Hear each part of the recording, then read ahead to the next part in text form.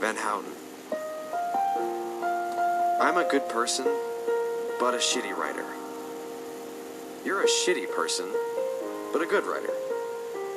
We'd make a good team. I don't want to ask you any favors, but if you have time, and from what I saw, you have plenty, I was wondering if you could write a eulogy for Hazel. I've got notes and everything, but if you could just make it into a coherent whole, or whatever, or even just tell me what I should say differently. Here's the thing about Hazel. Almost everyone is obsessed with leaving a mark upon the world, bequeathing a legacy, outlasting death. We all want to be remembered. I do too.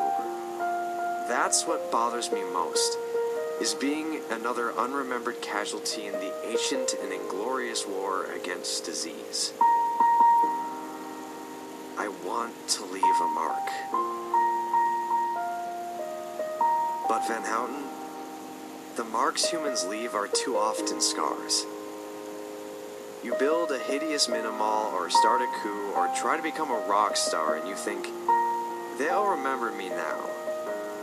But A, they don't remember you, and B, all you leave behind are more scars. Your coup becomes a dictatorship, your minimal becomes a legion. Okay, maybe I'm not such a shitty writer, but I can't pull my ideas together, Van Houten. My thoughts are stars I can't fathom into constellations. We are like a bunch of dogs squirting on fire hydrants. We poison the groundwater with our toxic piss, marking everything mine in a ridiculous attempt to survive our deaths.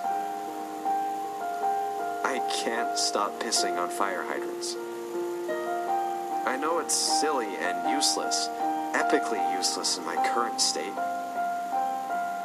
But I am an animal like any other. Hazel is different. She walks lightly, old man. She walks lightly upon the earth.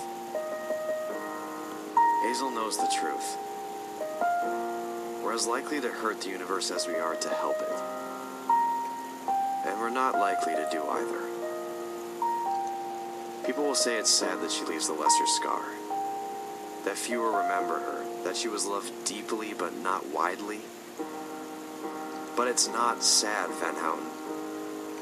It's triumphant. It's heroic. Isn't that the real heroism? Like the doctors say, first, do no harm. The real heroes anyway aren't the people doing things.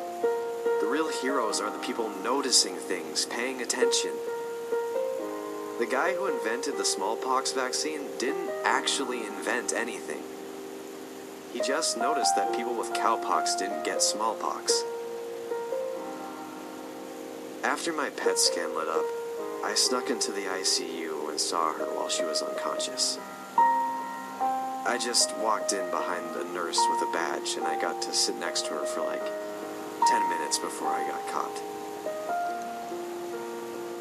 I really thought she was going to die before I could tell her that I was going to die too. It was brutal. The incessant mechanized haranguing of intensive care. She had this dark cancer water dripping out of her chest. Eyes closed, intubated.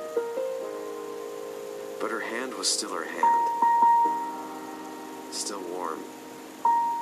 And the nails painted this almost black, dark blue, and I just held her hand and tried to imagine the world without us.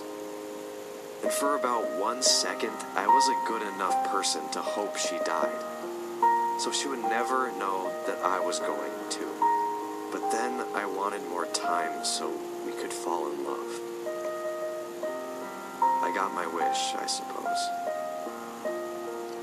I left my scar. A nurse guy came in and told me I had to leave, that visitors weren't allowed. And I asked if she was doing okay, and the guy said, Still taking on water. A desert blessing. An ocean curse. What else? She is so beautiful. You don't get tired of looking at her. You never worry if she's smarter than you. You know she is.